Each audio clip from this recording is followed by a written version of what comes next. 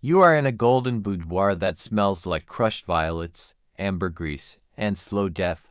Candles flicker in every corner, silk drapes from the walls. On the marble floor lies a royal woman, pale, trembling, fragrant. Her breath smells of jasmine, her skin of lilac, her hair of roses, and still, she is dying. Doctors whisper, priests bless, servants fan the stench away. No one dares say it aloud. The very perfume that cloaks her in power is what is killing her. Was beauty worth the price? You are stepping into Versailles. The air is heavy, not with rot, though it lingers beneath, but with clouds of ambergris, musk, crushed iris, and something more sinister. This is not the scent of love. This is the scent of defense. It is 1748. The Sun King is long dead, but his rituals live on. Powdered wigs puff with lavender. Bodices are laced with sachets of violet. Walls sweat with scented wax. The noble class glides through a world where soap is rarely seen, and water is feared as an invitation to disease. Instead, they wear perfume, layers and layers of it, like lacquered armor. At the heart of this world is Duchesse Helene de Montfleur, barely 20, swan-necked and constantly perfumed. A gift from the Italian court has just arrived, a new perfume, the rarest kind. It's distilled from over 200 crushed flowers, infused with civet and tincture of lead, its aroma delicate and drowning. She dabs it at her temples, her collarbones. Even behind her knees, everyone notices. She is complimented at court not for her wit, nor her grace, but for the way she smells. You carry springtime in your very veins, the dauphin whispers at the masked dinner. She laughs, too brightly, and coughs. The court does not yet know what it means to live inside a lie. They believe, in miasmas, that disease is spread through stench. To smell sweet is to be safe. The worse the plague, the heavier the scent. But beneath the perfumed layers, something is beginning to decay. Helene's skin grows thin, like parchment. Her headaches become daily, her once bright eyes dim under a veil of powdered pink. Still, the compliments come. Still, she powders. Still, she sprays. Because in Versailles, to be noble is to never smell like flesh, even if that scentlessness is your death sentence. They said illness rode on the wind, that plague and fever clung to foul smells, the stink of rot, of unwashed skin, of death left unattended in alleyways. The court physicians, educated in the finest salons of Paris and Florence, wore velvet gloves and gold-rimmed spectacles as they declared it. To smell clean is to live. It was a lie, but it was a comforting one. Duchesse Helene drinks lilac syrup each morning and drips orange blossom water behind her ears before breakfast. Her physician, a man called Moreau, gently applies pomade laced with mercury to her temples. For the nerves, he murmurs. She believes him. No one suspects the perfumes. No one dares. Perfume is not indulgence. It is doctrine. Versailles itself is built on scent. Its fountains, filled with rose water. Its halls, polished with beeswax and lemon oil. Even its letters are scented, folded paper carrying violets and violets and violets, until the whole palace smells like a corpse's wedding bed. Outside the palace gates, France is stirring. The Enlightenment is brewing in cafes and salons. But within the velvet walls of court, knowledge is slow to seep in. Germ theory is still a distant spark, the microscope, still a toy of eccentrics. Helene writes in her journal, her hands shaking slightly. My skin burns in the sun now. My fingers tremble when I hold a spoon. I hear ringing behind my eyes. Moreau recommends more lavender. She obeys, because to disobey would mean admitting something no one at court will say, that this ritual of cleanliness, of floral salvation, might be not a cure, but a curse. In the royal mirror, her reflection is radiant, rouge lips, white powdered skin, hair scented with violet pomade, but if she leaned closer, she might see it, the delicate cracks forming beneath her cheeks, the pale tremor in her fingers, the invisible poison seeping from bottle to skin to blood, and still, no one smells death, because here, in Versailles, it wears roses. The first collapse is discreet. It happens at twilight, during a salon performance. A castrato sings a lament in Italian as Helene, adorned in lace and crushed rose water, clutches her fan with trembling fingers. Her cheeks flush to red. Too fast, her breath becomes shallow, caught in her corset and the cloying musk that saturates the room. She smiles anyway. A duchess does not faint. A duchess does not sweat. A duchess, above all, does not smell, but her vision blurs. She steadies herself on the edge of a chaise longue.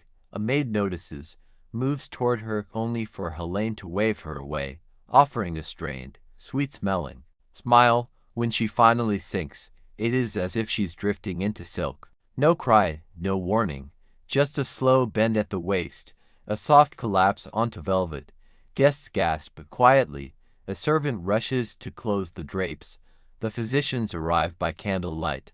They apply cold compresses laced with camphor and pour brandy down her throat. She is not to be moved. Instead, they open bottles of aqua mirabilis, a sharp, spicy perfume meant to revive the spirit.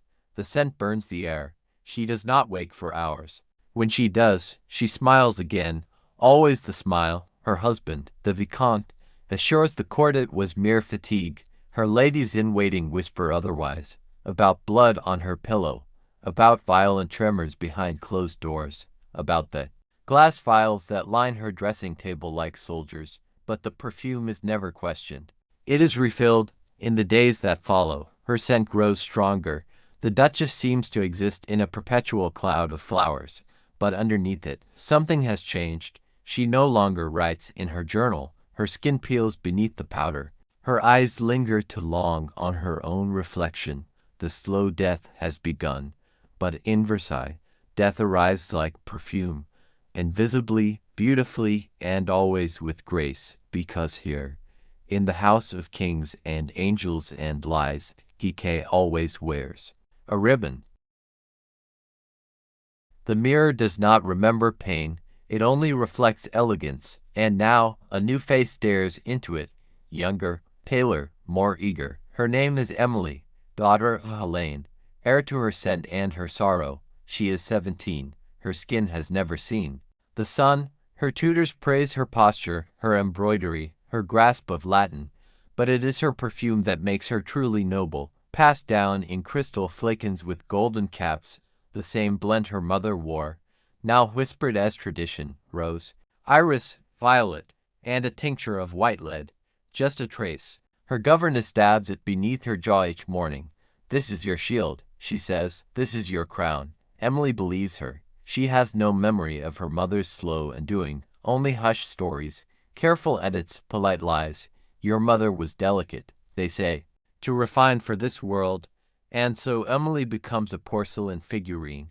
She bathes not in water, still feared as vulgar, but in powders of crushed pearls and arsenic-laced creams. Her lips are stained with cochineal, her teeth brushed with burnt clove. Every layer is ritual, inheritance, prophecy. The palace admires her, the men adore her, and yet the same mirror begins to whisper. At night, when the candles are low and the scent hangs thick in the velvet curtains, Emily studies her face. There is a faint rash blooming beneath her ears. Her gums bleed when she laughs too hard. Sometimes she wakes dizzy, as if spinning in her sleep. Still, she powders. Still, she smiles. Still, the scent wraps around her like a ghost. She begins to notice strange things. A white mouse, dead in the corner of her dressing room, curled beside a shattered perfume bottle, a maid's quiet cough, the way her sheets smell metallic in the morning, but she says nothing, because silence is part of the ritual too, and to question the scent would be to question her mother's love. The body speaks in whispers long before it screams. At first, it's only small things, a fluttering heartbeat when Emily climbs the stairs, a heaviness in her limbs that no physician can explain. Her skin, once porcelain, develops a strange translucence. Veins bloom like ivy along her wrists. She feels beautiful, but also brittle. Still, the court marvels, like an angel painted in milk and moonlight. An Italian diplomat murmurs. She forces a smile. Her gums ache. Doctors are summoned, not to cure, but to confirm that nothing is wrong. They peer at her through spectacles and pronounce her exquisite. Her blood is refined, her pallor fashionable, her perfume A miracle of the age, they prescribe rest, then double the doses of violet water and rose lotion. She obeys. There is a certain kind of violence in elegance, the kind that silences questions with compliments, that replaces truth with ritual. Emily begins to doubt herself. Maybe this is how it feels to be royal, she thinks, to float, to ache, to smile even when your bones feel like glass. At night, she dreams of burning gardens. In her dreams, her mother stands behind her with a brush, combing her hair while her scalp bleeds. When she wakes, the pillow is stained. A new chambermaid, younger and untrained, tries to voice concern. "Milady, your lips." She is dismissed the next morning. At the winter ball, Emily wears a corset so tight it bruises her ribs. Her perfume is freshly mixed, more potent than ever, a drop of neroli, bergamot, and something sharp underneath. She glides into the ballroom like a swan, dazzling, perfect, half ghost, but halfway through the dance, she falters. A faint smile, a stagger, a sharp intake of breath. She does not collapse, not yet. She laughs instead, breathless and glittering, as her partner catches her arm. Around them, dancers whirl in waves of perfume and silk, completely unaware that death is already dancing beside them. The scent in the ballroom is overwhelming. Dozens of noble women drift across the marble floor like ghosts cloaked in citrus, clove, and crushed flowers. Underneath the chandeliers, perfume burns hotter than the candles. Velvet masks hide expressions, but nothing hides the truth Emily feels in her bones. She is not well. Her breath comes shallow, her corset tightens, her perfume, laced heavier than ever tonight, clings to her skin like wool. Every step is a test of grace, every smile a tiny battle, but there are eyes watching. She is the heiress, the jewel, the evidence of a perfect lineage. Her mother's memory lives in every gesture, every scent she wears, every obedient smile. A count compliments her radiance. A duke inquires about a possible engagement. Her father nods in approval from across the room. So when the spinning begins, when the floor seems to lurch and the music begins to ripple in strange waves, she simply clenches her fan tighter. Her hands tremble, soaked in neroli. Her lips are numb. The air tastes like flowers and metal. She tries to speak, but nothing comes. A flicker, a stagger. She reaches for a nearby chair but misses. A crash, silence. Her body hits the floor like falling porcelain. The ballroom halts. One dancer screams. A gentleman kneels beside her and recoils, not in panic, but in confusion. She smells like heaven, he murmurs. His hands are covered in rouge and sweat and a sticky sheen of perfume. The doctors rush in.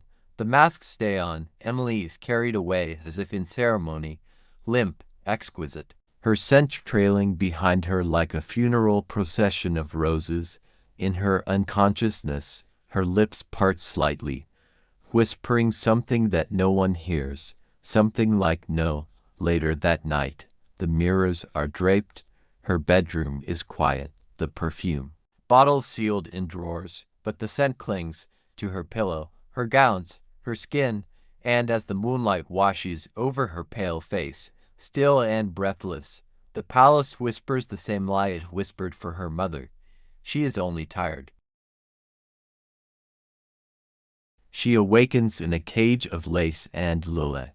Her chamber is a masterpiece, tapestries embroidered with swans, windows draped in brocade, a four-poster bed that smells perpetually of rose water and decay. Beneath the elegance, something is rotting. And Emily, now a young queen, is rotting with it. No one says the word illness. They say fragile. They say sensitive. They say she must not be disturbed. The physicians have changed, but the treatments have not. They bring her bowls of vinegar to breathe, burn sandalwood to cleanse the air, and recommend stronger perfumes to calm the humors. Her body aches, her joints swell, her hair is falling out, slowly, invisibly, until her comb gathers more strands than silk, but still, they perfume her, twice daily. The maid applies scent to her wrists, temples, and chest, as if marking her for burial. Lavender, musk, white violet. The blend is stronger now, nearly suffocating. Sometimes Emily feels her throat closing, her lungs tightening as if the perfume itself is pulling her under. She mentions it once. The reply comes with a smile. It is just the air, madame. It must be purified. The irony is unbearable. The very thing meant to purify her, the scent, the sacred ritual of nobility, is the thing she believes is poisoning her. But to name it would be heresy. To question the perfume is to question her mother, her dynasty, her right to rule. So she swallows the thought and the scent. She spends hours in bed, surrounded by silks and mirrors and memory. The light that filters through the gauze curtains is always soft, always golden, always wrong.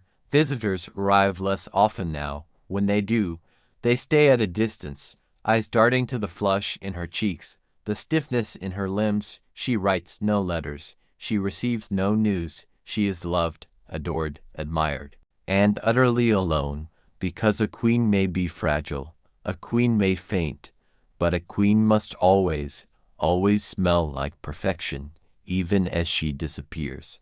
There is one place where she tells the truth, beneath a loose floorboard in the corner of her dressing chamber, just behind the screen where maids change her gowns and apply the scented oils.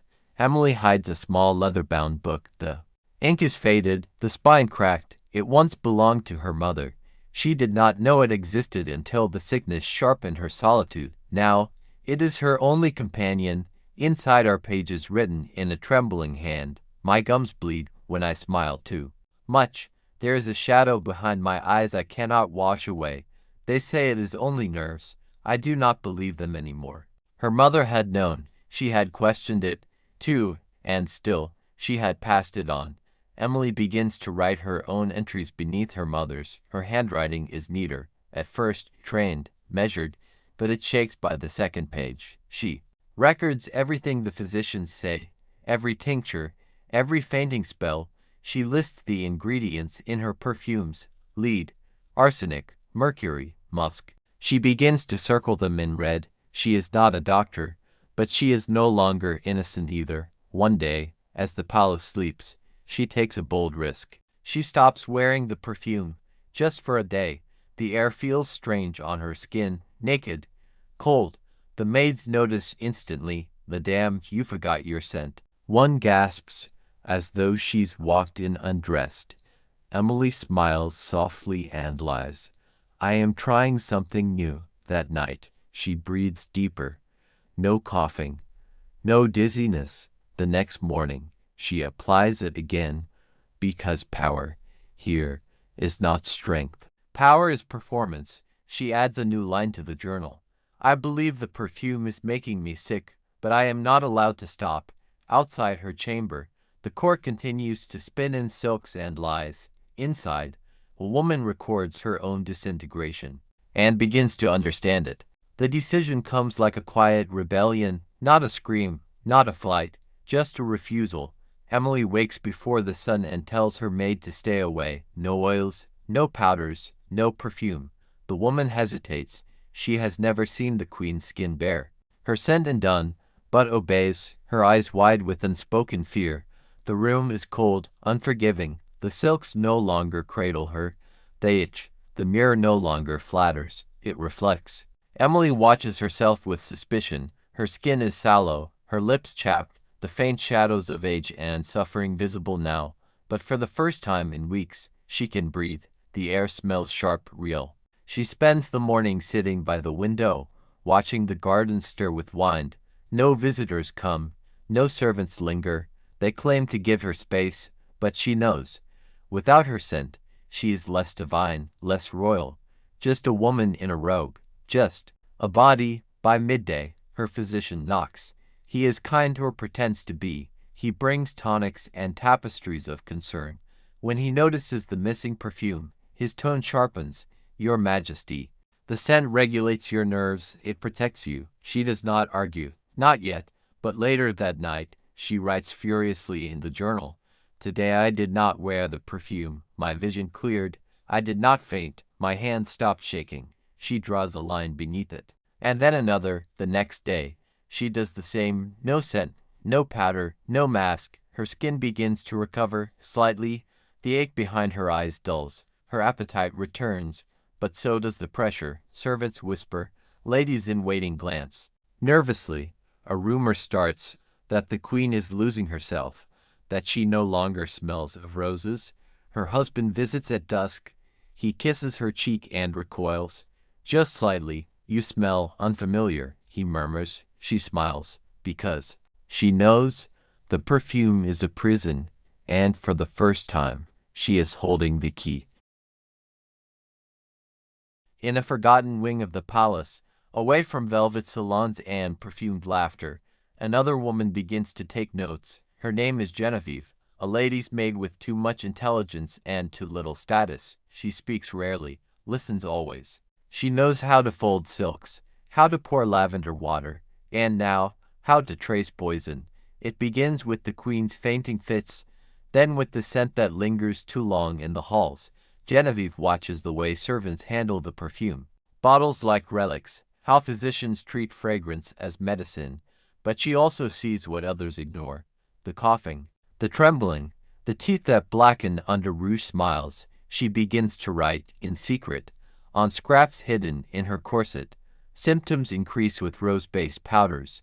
Mercury in hair pomade, applied twice daily, bleeding gums, skin rash, dizziness, common in perfumed noblewomen. She sneaks into the apothecary wing late at night, pretending to restock towels. Instead, she studies ingredient lists. She copies labels onto linen. She memorizes Latin she can barely pronounce. She does not do this for rebellion, not yet. She does it because no one else will, because the queen, pale, trembling, radiant in her sorrow, is disappearing beneath rose oil and silence. And Genevieve knows too well the cost of silence. Her mother died after years of wearing face. Paying for beauty, her aunt fainted herself into a grave beneath the weight of courtly customs. Now it is happening again, dressed in lace, dying in fragrance. She watches Emily each morning with quiet reverence. The queen says little, but her refusal to wear scent now speaks volumes. She's becoming sharper, sadder, braver. Genevieve begins to collect vials in secret, not to wear them, to test them, to name the poison, because if no one dares to speak the truth, then the maids must become the scientists. The palace is a cathedral of denial, but in a dusty corner of the servants' quarters, Genevieve builds a different kind of altar, one of truth. She borrows books from a distant cousin who works in a printer's shop, tracts by physicians from Holland, treatises smuggled from England. Strange names fill the pages: Van Leeuwenhoek, Ramazzini, Paracelsus, men writing of particles, toxicity, dose response. She cannot pronounce the words, but she understands the pattern: mercury, arsenic, lead. They are not medicine, they are murder. Genevieve begins to test. She crushes dried rose petals soaked in perfume and leaves them near a sleeping mouse. It dies within hours. She records the time, the symptoms. She weeps for the creature, but not with surprise. The perfume is not just scent, it is chemistry. Volatile, invisible, deadly. One evening, she corners a young physician in training, a quiet man from Lyon, curious but cautious. She shows him her notes. At first, he laughs, but then she shows him a vial of skin tonic used by the queen. It smells like violets. It burns his finger when spilled. His expression changes. Do you understand what this means? He whispers. Genevieve nods. She has understood for weeks. It means the system is killing the very women it claims to worship. It means the rituals of beauty are soaked in poison. It means royalty itself is built on a lie. Still, they cannot speak aloud, not yet. To question the rituals is to question France. To question the queen's scent is to accuse the crown of madness. But quietly, carefully, knowledge begins to gather. Genevieve refines her notes. The young physician sneaks her charcoal, paper, more books. She begins comparing symptoms between noblewomen. They all match. She watches the queen grow quieter, stronger. The perfume remains locked in drawers now, untouched. And still the palace pretends, because no one wants to admit that what made them divine is the very thing that is destroying them. The confrontation happens not with fire, but with fragrance. It is a spring afternoon when Genevieve is summoned, a mistake, perhaps, or an invitation. The queen has requested her presence in the royal dressing chamber, a place few maids enter twice. The room is warm, still, saturated with ghostly sweetness, though Emily no longer wears the perfume. Its memory still lingers in the upholstery, in the silk of her robes, in the air between them. She sits at her vanity, looking into the mirror, but speaking softly to Genevieve. "You've been watching." Genevieve stiffens. She waits for dismissal, punishment, silence. Instead, Emily turns. Her eyes are calm. Too calm. "You stopped the perfume before I could. You noticed before I did, didn't you?" A pause, then a nod. Genevieve steps forward and unwraps a folded page from her apron.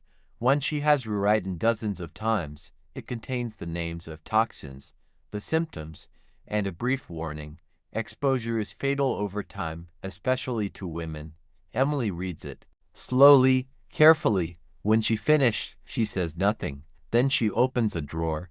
Inside it, the same bottle that once crowned her dressing table. Cut crystal, golden cap, the weapon dressed as a gift. She hands it to Genevieve. "They want me to start wearing it again for the spring festival."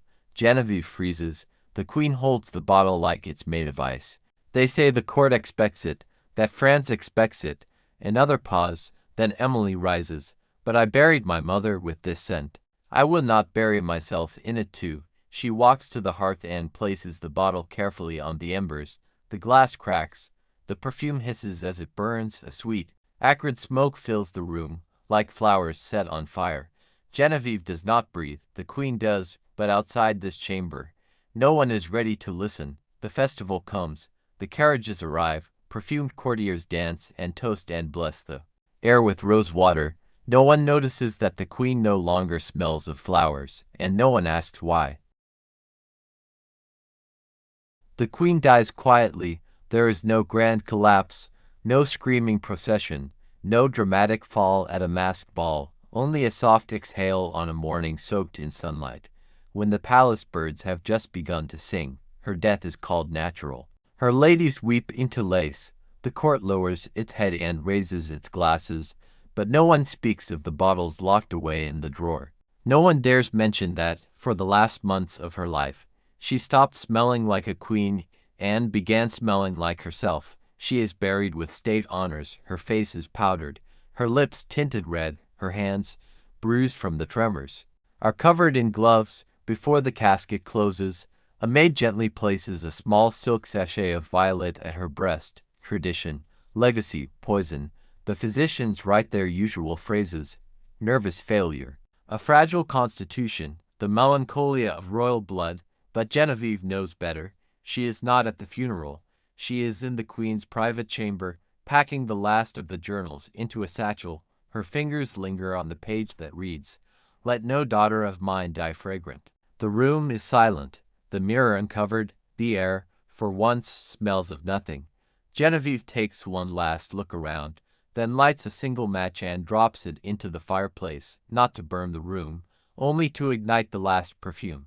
Bottle left, still sealed, still deadly. The flame flashes, then fades. She closes the satchel, walks out. The palace continues on. Perfume is reapplied.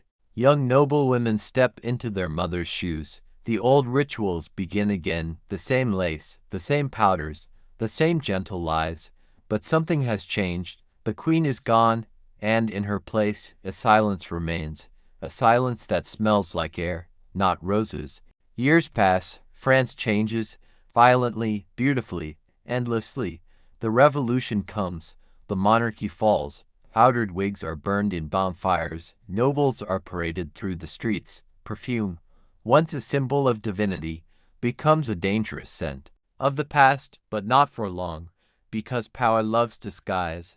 By the mid-1800s, science begins to bloom. Laboratories replace alchemy. Physicians speak of bacteria, of sanitation, of ventilation and hygiene. Cities are cleaned. Water becomes safe. Soap becomes common. And yet, perfume survives. It simply changes costume. Now, it is bottled in laboratories, packaged with gold foil and Latin names. Eau de Sandy, Elixir de Vie. The poison is now sterilized, marketed, modernized, no longer lead or mercury, but alcohol. aldehydes, stabilizers that no one questions. The danger is no longer in the ingredients, it is in the illusion. Women are still sold beauty as worth, cleanliness as virtue, softness as survival. They are still told to mask themselves. They are told it's different now, safer, scientific, but the message has not changed. You must not smell like yourself. Genevieve, older now, sharper, lives quietly in a village far from court. She works as an apothecary's assistant. She teaches young girls how to make balms from lavender and mint, how to wash with water instead of camphor, how to listen. When their bodies whisper before they scream, some listen, some do not, because perfume is no longer a crown, it is a veil. It lives in department stores and marriage rituals, in the first date, in the bridal gown, in the coffin. The scent follows, not as death now, but as expectation.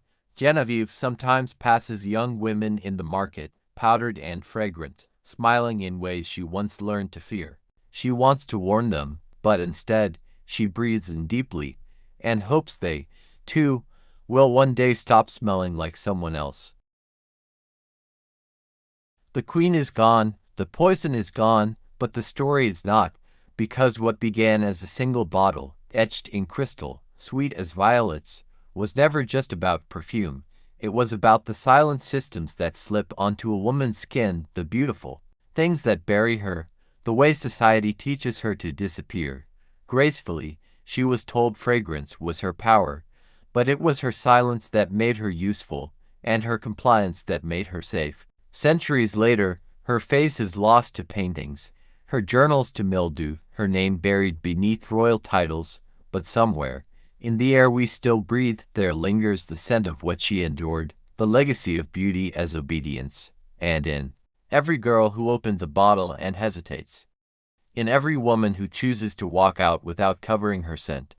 There is the ghost of Genevieve, and the queen who finally stopped smelling like a queen, so perhaps the real question isn't what killed her, it's what are we still wearing that was meant to bury us? If this story moved you, if it made you think about beauty, control, or the invisible rules passed down through centuries, share it. Comment below. What have you been told makes you acceptable? What invisible poison are you ready to leave behind? And if you'd like to hear more forgotten histories like this, quiet rebellions, silenced truths, haunted legacies, subscribe to the channel, because some stories aren't just history, they're warnings wrapped in velvet, and they still whisper from the bottle.